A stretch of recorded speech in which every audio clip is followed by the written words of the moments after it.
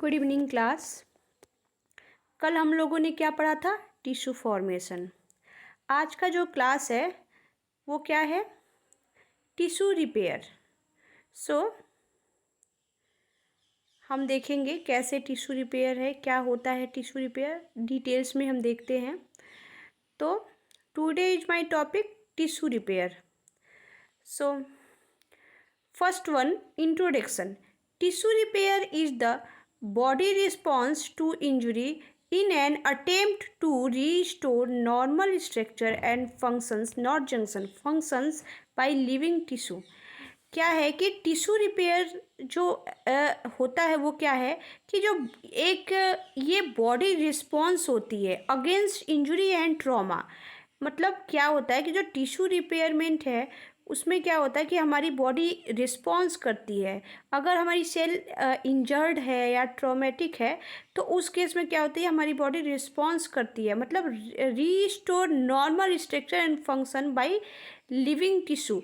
किसी भी living tissue, specially जो हमारे ऑर्गन्स हैं, हमारी सेल्स हैं, उसके द्वारा नॉर्मल दोबारा से रीस्टोर करता है। हमारी बॉडी जो होती है वो रीस्टोर करती है हमारी नॉर्मल स्ट्रक्चर एंड फंक्शन को। कब? आफ्टर ट्रॉमेटिक कंडीशन या इंजरी अगर हो रही है तो एक तरीके से ये क्या कहते हैं, इसको बॉडी रिस्पॉन्स कहते हैं against injury and traumatic conditions में। ठीक है, तो this is the tissue repairs. Okay, next क्या है? Tissue repairing like tissue regeneration and tissue repairing. ठीक है, तो what is the tissue regeneration and repairing? So इधर हम देखते हैं क्या होता है टिश्यू रीजनरेशन। तो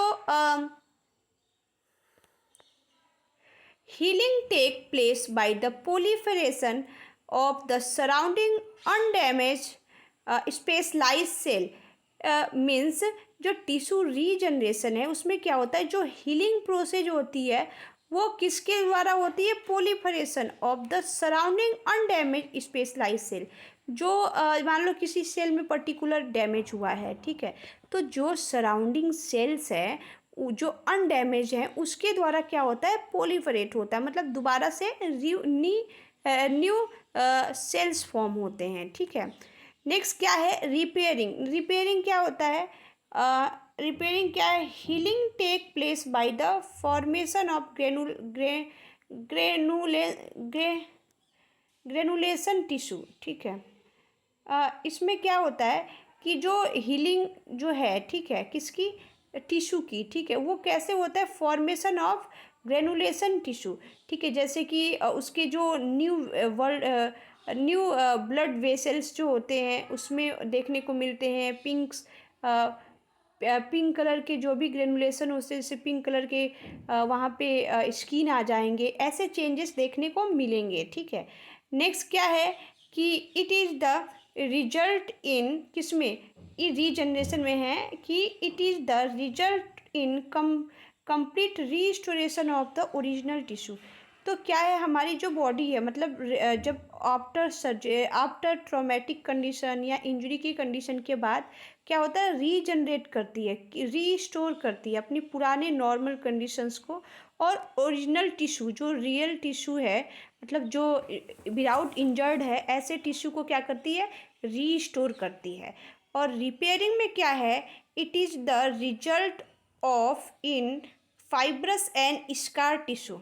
ठीक है, क्या है? ग्रेनुलेशन टिश्यू जो होता है, ठीक है, ये तो इसके द्वारा क्या करता है, यहाँ पे रिपेयरिंग में हीलिंग प्रोसेस कंप्लीट करता है। और फाइनली रिजल्ट क्या होता है कि इन फाइब्रोसिस एंड स्कार टिश्यू को क्या करता है कि वहाँ से ग्रेनुलेशन के जब ग्रेनुलेशन फंक्शंस होता है उस ड्यूरेशन में, उस प्रोसेस में जो स्कार फॉर्मेशन होता है, टिश्यू फाइब्रोसिस जो होता है, ठीक है, वहाँ पे क्या है? इकट्ठा होता है जहाँ इंजर्ड एरिया है, और क्या करता है उसको मतलब रिपेयर करने की कोशिश करता है जो इंजर्ड एरिया है।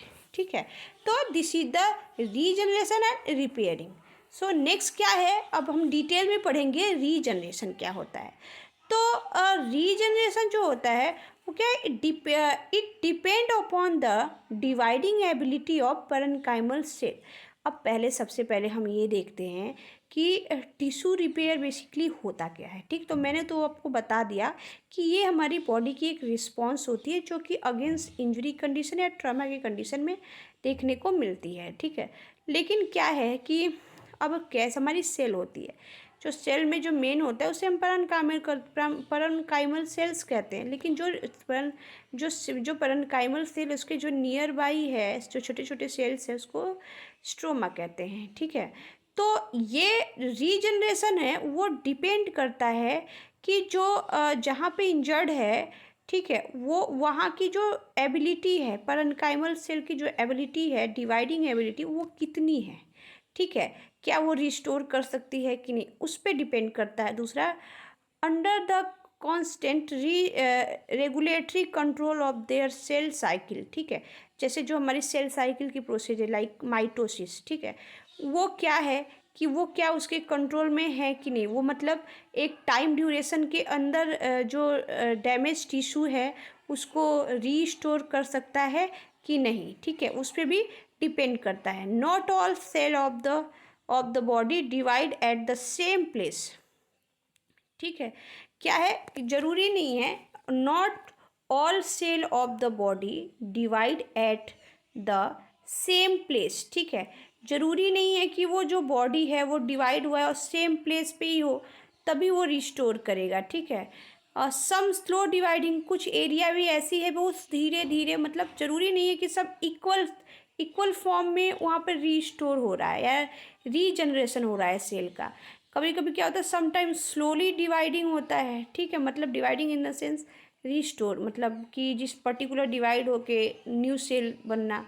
ठीक है, तो कभी कभी स्लो होता है। Next, sometime rapid dividing depend upon the जीवन फेस, जो हमारी इंटरफेस में जो हमारी जीवन फेस होती है उस पर डिपेंड करता है कि रैपिड है, रैपिड डिवाइडिंग या रैपिड रीजनरेशन हो रहा है या स्लो रीजनरेशन हो रहा है। तो this is a regeneration. Next करते हैं, depend upon the capacity of the divide the cell of the body. Depend करता है कि कैसी कैपेसिटी है सेल्स की। तो हमारे यहाँ, ठीक है, तो क्या है, एक होता है लेवाइल सेल, एक होता है स्टेबल सेल, एक होता है परमानेंट सेल। अब लेवाइल सेल क्या होता है, cell which continue to divide throughout life under the normal physiological condition. यहाँ पे जो चेंजेस देखने को मिल रही है सेल की, वो नॉर्मल फिजियोलॉजिकल कंडीशन में देखने को मिलती है। जो हमारे लाइफ में जो भी फिजियोलॉजिकल चेंजेस हो रही हैं उसके वजह से क्या है कि यहाँ पे सेल डिवाइड होता हुआ दिख रहा है। ठीक है, नेक्स्ट क्या है, स्टेबल सेल डिक्रीज और less their ability to proliferate after adolescence, जैसे लीवर और पेनक्रियाज और किडनी। ठीक है, और कार्डियक, और जैसे हाँ ये जैसे कि लीवर, पेनक्रियाज एंड किडनी। ठीक है, तो ये क्या है कि ये जो होता है बेसिकली, इसमें क्या होता है कि इसको हम कहते हैं स्टेबल सेल, जो कि डिक्रीज होता है। क्या, जो भी रीजनरेशन फंक्शंस होती है, वो एबिलिटी होती है प्रोलिफरेट की, वो कब होता है, आफ्टर एडोलसेंस। अगर मान लो, ये किस कहने का मतलब है, जो हमारी रीस्टोरेशन फंक्शंस हो रही है वो कभी कभी इसलिए नहीं होती है, मान लो कि एडोलसेंस के बाद हो रहा है, तो वहाँ रीस्टोरेशन जो क्षमता है, जो ईजिली हो जाता है, वो एबिलिटी थोड़ी कम हो जाती है, डिक्रीज हो जाती है। उसके बाद परमानेंट सेल, जैसे कि परमानेंट सेल कैसे होता है, loss their ability to proliferate around around the time of birth. जैसे कि कब से हो रहा है, जब से बर्थ हुआ है तब से वो एबिलिटी है जो रीस्टोर करने की, वो बहुत स्लो है। ठीक है, वो लॉस है। तो उसके वजह से जैसे कि nervous, skeletal muscles and cardiac muscles. ठीक है, तो ये बाई बर्थ ही ऐसा अगर है तो एबिलिटी कम होती है, जिसकी वजह से क्या है कि ये जो कैपेसिटी है रीगेनिंग की वो स्लो है। ठीक है, नेक्स्ट क्या है, रिपेयर प्रोसेस। सो कैसे होता है repair process, repair is the replacement of injury tissue bye fibrous tissue. Repair का मीनिंग होता है क्या कि जो भी रिप्लेसमेंट है किसका, इंजर्ड सेल का, वो क्या है, किसके द्वारा हो रहा है, फाइब्रस टिश्यू के द्वारा। Repair response take place by the participation of. अब कैसे कैसे रिपेयर हो रहा है इधर हम देखेंगे।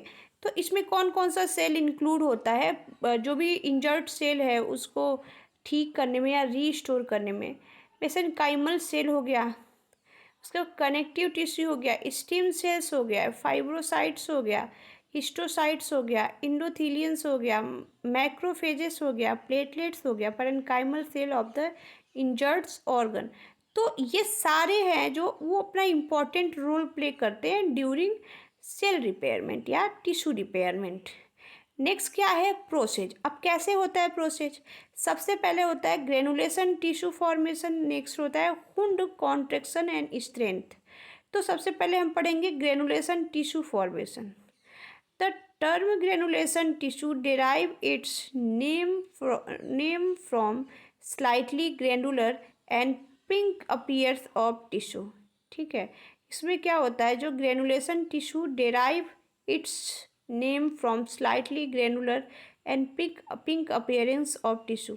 जो आफ्टर इंजरी जो ग्रेनुलेशन या पिंक अपीयरेंस टिश्यू होता है उस प्रोसेस को हम क्या करते हैं, ग्रेनुलेशन फॉर्मेशन। ठीक है, नेक्स्ट क्या है, proliferation of new small blood vessels and thin covering of fibroblast and young collagen. ठीक है, जो प्रोलिफरेशन उसमें क्या होता है, न्यू स्मॉल ब्लड वेसल्स या thin covering of fibroblast and young collagen. ठीक है, यहाँ पे क्या होगा, प्रोलिफरेट होता है, इससे न्यू ब्लड वेसल्स आ गए, थिन पतली कवर आ गए, मतलब कवरिंग एरिया आ गया जहाँ पे चोट लगी है, जहाँ इंजर्ड हुआ है, या यंग कोलेजन या फाइब्रोब्लास्ट। ठीक है, तो इस प्रोसेस को हम क्या कहते हैं, प्रोलिफरेटिव प्रोसेस को क्या कहते हैं, इसको प्रोलिफरेशन। न्यू सेल आते हैं, न्यू ब्लड वेसल्स आते हैं। नेक्स्ट क्या है, the process of granulation tissue formation can be divide into following 4 phase. जो ग्रेनुलेशन का प्रोसेस है वो 4 फेज में डिवाइड हुआ है। सबसे पहले bleeding phase, next inflammatory phase, next proliferation phase, इसमें 2 आता है जिसमें एंजियोजेनेसिस एंड फाइब्रोजेनेसिस। नेक्स्ट क्या आता है, रीमोल्डिंग। अब हम 1 बाय 1 सारे फेज को देखेंगे। तो सबसे पहले bleeding phase. Following trauma there is the bleeding which may stop after few time following by the clotting of blood at site of injury। ठीक है, क्या है कि जब ब्लीडिंग फेज होता है, इसमें जब ट्रॉमा या इंजरी होता है तो ब्लीडिंग विच मे स्टॉप। तो आफ्टर कुछ टाइम के बाद जो हमारी ब्लीडिंग है, जहाँ से चोट लगी है, जहाँ इंजर्ड हुआ है, वहाँ से स्टॉप हो जाती है। ठीक है, और क्लॉटिंग, जो प्लेटलेट आ जाता है, क्लॉट बन जाता है। ठीक है, कहाँ पे, साइट ऑफ इंजरी, उस एरिया में जहाँ इंजर्ड हुआ है। नेक्स्ट फेज आता है वो इन्फ्लामेटरी फेज आता है। इसमें क्या होता है, an essential components of healing process after blood clotting. Inflammatory process start by which influx of phagocytic cell within 24 hour. क्या है, यहाँ पे इसेंशियल कंपोनेंट्स होते हैं जैसे हिस्टामिन वगैरह। वो क्या होता है कि जब क्लॉट पड़ता है तो उसी समय क्या होता है, वो सराउंडिंग आते हैं जैसे phagocytic cells within 24 hour. और क्या करता है, जो भी फैगोसाइटिक्स एक्शन करते हैं और मतलब वहाँ पे क्या है, इकट्ठा होने लगते हैं जहाँ इंजर्ड एरिया है। ठीक है, मतलब इन्फ्लामेटरी प्रोसेस स्टार्ट हो जाता है। नेक्स्ट क्या है, प्रोलिफरेशन और डेवलपमेंट फेज। इसमें क्या होता है, this phase involve the granulation of the repair material that form the initial granulation injury. ठीक है, यहाँ पे क्या होता है, ग्रेनुलेशन जो प्रोसेस होता है या repair material that form the initial granulation injury. जब स्टार्टिंग का इंजरी होती है तो यहाँ पे क्या होता है कि ये ग्रेनुलेशन प्रोसेस होता है जिसमें रिपेयर करता है। ठीक है, जैसे इट बिगेन, स्टार्टिंग का टाइम है 1 to 2 डेज आफ्टर इंजरी। ये कब स्टार्ट होता है, इंजरी होने के 1 से 2 दिन के बाद स्टार्ट होता है। एट एंड कब होता है, 2 से 3 वीक के बाद। ठीक है, स्टार्ट कब होता है, after injury 1 to 2 days with in. Complete कब होता है, 2 से 3 वीक बाद। This phase consist of 2 phase, angiogenesis and fibrogenesis। Angiogenesis, it means formation of new blood vessels at the site of injury। जहाँ पे इंजर्ड हुआ है, जहाँ इंजरी हुआ है, वहाँ पर न्यू वेसल्स फॉर्मेशन होगा। फाइब्रोजेनेसिस में क्या होगा? Formation of the new fibroblast and myofibroblast and collagen fibres. यहाँ पे क्या होगा? फॉर्मेशन होगा न्यू फाइब्रोब्लास्ट का, फाइब्रोब्लास्ट का एंड कोलेजन फाइबर्स का। ठीक है, इसमें किस में होगा? फाइब्रोजेनेसिस में। और एंजियोजेनेसिस में क्या होगा? फॉर्मेशन होगा न्यू ब्लड वेसल्स का, जहाँ इंजरी हुई है। ठीक है, नेक्स्ट क्या है? Remoulding phase. रीमोल्डिंग का मतलब होता है start when the proliferation at peak 2 to 3 week. जब प्रोलिफरेशन क्या है कि पीक लेवल पे होता है, देन रिमोल्डिंग फेज स्टार्ट होता है। इसमें क्या होता है? Refinement of collagen fibres and extra cellular matrix. यहाँ पे क्या होता है? जो कोलेजन फाइबर्स है या एक्स्ट्रा सेलुलर मैट्रिक्स है, वो क्या होता है? रिफाइनमेंट होता है उसका। Formation of the inactive looking scar. ठीक है, किसका होता है? जो इनेक्टिव लुकिंग स्कार होता है, उसका क्या है? फॉर्मेशन होता है। नेक्स्ट क्या है? Wound contraction and strength. अब क्या होता है? Wound contraction and strength. इसमें क्या होता है? The wound start the contraction after 2 to 3 days and the process the complete by the 14 days। जब स्टार्ट कब होता है? जब wound start contraction after 2 to 3 days। जब ये प्रोसेस कंप्लीट हो जाता है तब स्टार्ट होता है प्रोसेस कंप्लीट द 14 days। और ये कंप्लीट कब होता है? 14 days के बाद। ठीक है, स्टार्ट कब होता है? जब जैसे प्रोलिफरेशन फेज जो ग्रेनुलर फेज है उसके ख़त्म होने के बाद क्या है? 2 से 3 दिन के बाद ये स्टार्ट होता है ये प्रोसेस, और ख़त्म होता है 14 days के बाद। Through contraction wound is reduce 80% original size. और मतलब इन द सेंस कि जब हमारा सारी रिपेयरमेंट की कंडीशन कंप्लीट हुई तब ये स्टार्ट होता है 2 से 3 दिन के बाद, आफ्टर रिपेयरमेंट। और यहाँ पे क्या होता है कि 14 days तक रहता है। और मेन इसका क्या है कि 80% जो नॉर्मल सेल की साइज है जो प्रीवियसली थी उससे कम हो जाता है ओरिजिनल साइज से। नेक्स्ट क्या है? Strength by proliferation of the fibroblast and myoblast. ठीक है, जो भी हम स्ट्रेंथ है किसके द्वारा? प्रोलिफरेशन और फाइब्रोब्लास्ट और मायोब्लास्ट के द्वारा। नेक्स्ट क्या है? After removal of stretch on around 7 days the wound strength in approximately 10% and 80% in about 3 month। मतलब जो रिमूव हो रहा है स्ट्रेच, जैसे जो स्ट्रेच मार्क लगा है वो अराउंड 7 days में कितना रिमूव होता है? 10%। एंड 80% कब? After 3 month। जो मतलब जो हमें इंजर्ड हुआ है उसकी जो स्ट्रेच मार्क है, उसके बाद 7 days में 10% और 80 days में 3, मतलब 80%। 10% कितने दिन में? 7 days में। एंड 80% कितने दिन में? 3 month में। मतलब जो वुंड के स्ट्रेच मार्क हुए वो क्या होता है? रिड्यूज हो जाता है। तो जो टिश्यू रिपेयरमेंट है वो क्या है? कंप्लीट हो गया। तो I think you are totally understand my topic. So thank you very much for watching my video. ऐसे मैं रेगुलर नए नए वीडियो लेके आती रहूँगी। प्लीज़ मेरे चैनल को सब्सक्राइब करें और लाइक करें और शेयर करें। Thank you very much for watching my videos.